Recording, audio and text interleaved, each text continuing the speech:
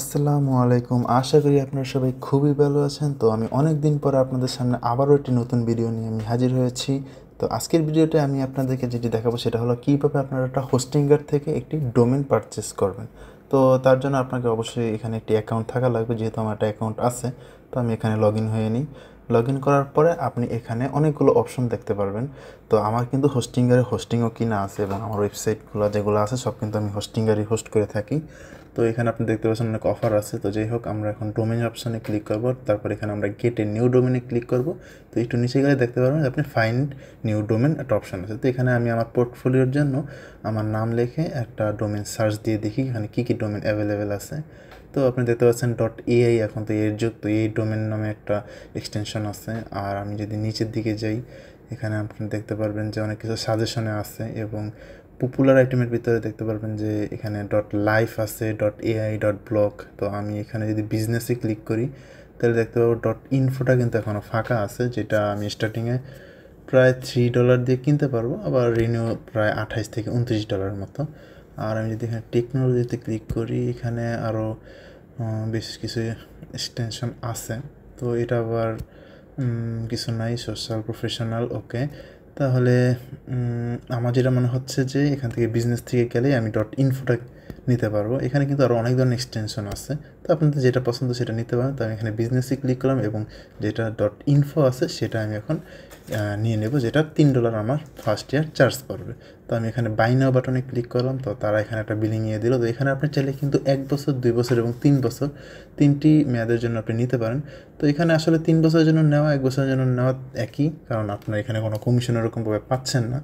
তো আপনি এখানে, আমি প্রথমত 1 বছরের জন্যই নিয়ে থাকি। আর আপনি চাইলে 2 বছরও নিতে পারেন, 3 বছর নিতে পারেন। তো আমার এখানে কার্ডটি অ্যাড করা আছে এবং আপনি এখানে কিন্তু দেখতে পাচ্ছেন যে ট্যাক্স সহ আপনার টোটাল কত টাকা চার্জ। আপনি যদি 3 বছরও দেন, 3 বছরে কিন্তু রিনিউ ফি সহ আপনারটা শো করবে। তো আমি আপাতত 1 বছরের জন্যই নিয়ে নেই।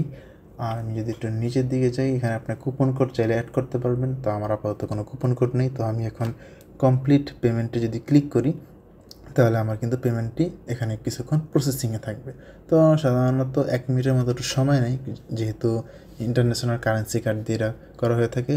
বাই দ্য ওয়ে, আমার কিন্তু এই কার্ডটি পেমেন্ট করা হচ্ছে রেডট পে থেকে। তো আপনারা যদি রেডট পে কোনো অ্যাকাউন্ট করতে চান তাহলে আমার ভিডিওতে আপনি দেখতে পারবেন। আমার চ্যানেলে কিন্তু খুব সুন্দর একটি ভিডিও আছে এবং আমার রেফার কোড দিয়ে যদি আপনারা একটি অ্যাকাউন্ট খোলেন তাহলে আপনারা সাথে সাথে $5 পেয়ে যাবেন। আমি দেখতে পাচ্ছি আমার পেমেন্টটি হয়ে গিয়েছে। তো এখানে একটু লোডিং নিয়ে আমাকে দেখাচ্ছে যে এটা ফাইনাল ডোমেন রেজিস্ট্রেশনের কাজ হচ্ছে। তো এখানে ভেরিফাই ইওর পার্সোনাল ডিটেলস, আমি একটু অপেক্ষা করি, তারা জিনিসটা ভেরিফাই করবে। আপনার চাইলে যে হোস্টিংয়ের থেকে কিনতে হবে ব্যাপারটা এরকম না, ডোমেন সব জায়গা থেকে কিনতে পারবেন, কিন্তু হোস্টিংয়েরটা একটু ভালো আর কি, আর সিকিউর রাখে আপনাকে। তো স্টার্ট ইওর নিউ ডোমেন, আমি এখানে কন্টিনিউতে ক্লিক করি।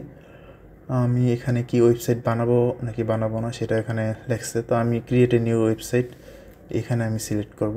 তো আপনারা চাইলে কিন্তু আপনাদের নিজস্ব একটা সফটওয়্যার দিয়েও করতে পারবেন।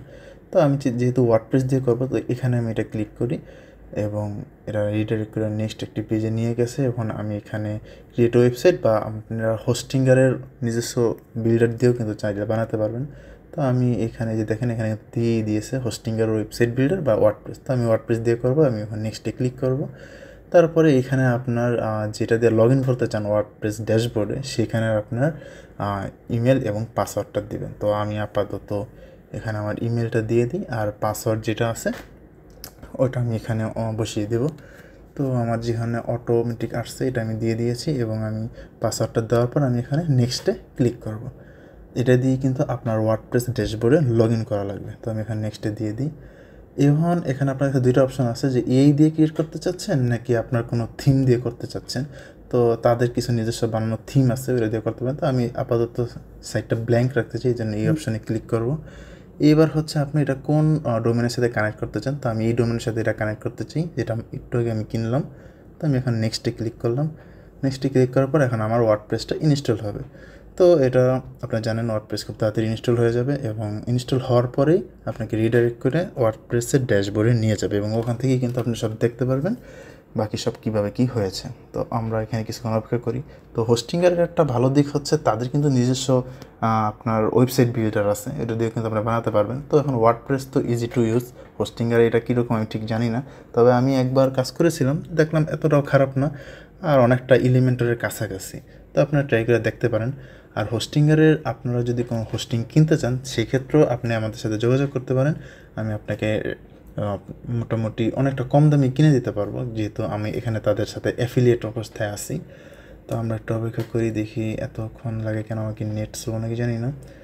আমরা দেখতে পাচ্ছি প্রায় 80%-এর মতো হয়ে গেছে। আমি আগে হোস্টেবার ইউজ করতাম, তো হোস্টেবারটা বিডিএক্স হোস্টিং হিসাবে খারাপ না, ভালোই। তো ওইখানেও আমার অনেকগুলো ওয়েবসাইট আছে। তো হোস্টিংটা নিচে এই কারণে, কারণ আমার কিছুটা সিকিউরিটি আপগ্রেড দরকার ছিল এবং স্পেসটাও বেশি দরকার ছিল, যার ফলে আমি একটা ব্ল্যাক ফ্রাইডের অফারে হোস্টিংটা নিয়ে নিই।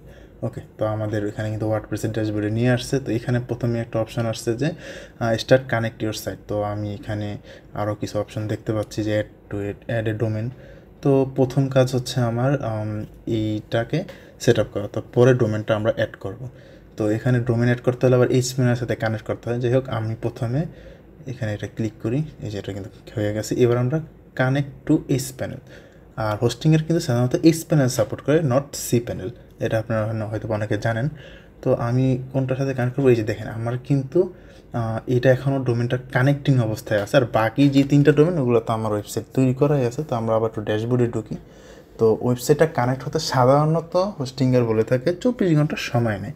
তো আসলে এতক্ষণ নেয় না, ম্যাক্স 5 থেকে 10-15 মিনিট নেয়, আর এর বেশি লাগে না। তো আমরা এখানে যদি এই কানেক্ট টু এইচ প্যানেলে দিই, তাহলে দেখবেন যে আপনি কিন্তু এই সি প্যানেল না এইচ প্যানেলে নিয়ে যাবে। তারপর আপনি চাইলে এটা গুগলের সাথে কানেক্ট করতে পারেন, যাতে আপনার সার্চ ইঞ্জিনে আসে। তারপর এখানে তাদের একটা সাবস্ক্রিপশন বেস ট্রাফিক ভিজিটর সিস্টেমটা দেখতে পারবেন। আমি যদি একটু নিচের দিকে যাই, এখানে তাদের কিছু টিউটোরিয়াল আছে। আর আমরা যেগুলো বেসিক সেটিংস ওগুলো আমরা করে ফেলি। যেমন এখানে দেখতে পাচ্ছেন যে প্লাগইনে কিন্তু হোস্টিংয়ের অনেকগুলো প্লাগইন ইনস্টল করে দিছে ডিফল্টভাবে। তো আমাদের লাইট স্পিড ক্যাশটা তারাও ইনস্টল করে দিছে। হোস্টিংয়ের অবশ্য লাইট স্পিড হোস্টিং সাপোর্ট করে। তো এখানে দেখলাম তারা ডিফল্ট অনেক কিছু সাজিয়ে রাখছে, যদিও আমার লাইট স্পিড ক্যাশটা আমি ইউজ করবো না, আমি WP রকেটটা ইউজ করবো। এবং WP রকেট নিয়েও কিন্তু আমার একটা টিউটোরিয়াল আমার চ্যানেলে আছে, চ্যানেলে দেখতে পারেন। তো আমি এটা সম্পূর্ণ আপাতত ডিলিট করে দিই। প্রথমে ডিএক্টিভ, তারপর হচ্ছে ডিলিট। ওকে, ফাইন।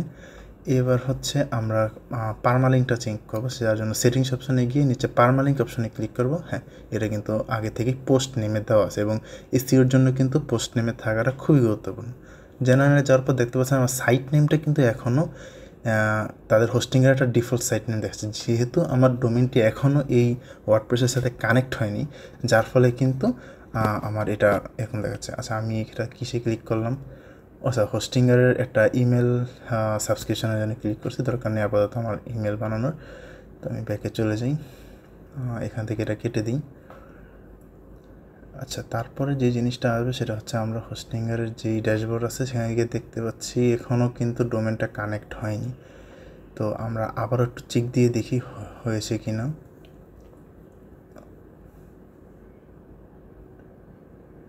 মনে হয় হয়েছে, না এখনও হয়নি। যেখানে কিন্তু লিখেই দিছে যে আপনার 24 ঘন্টার মতো সময় লাগতে পারে, ডোমেনটা কানেক্টিং অবস্থায় আছে।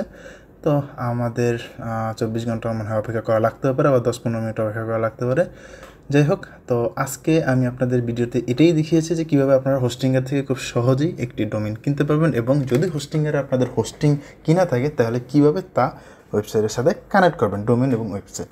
তো আজকের ভিডিও আমার এই পর্যন্তই। পরবর্তী ভিডিও পর্যন্ত till then take care, tata.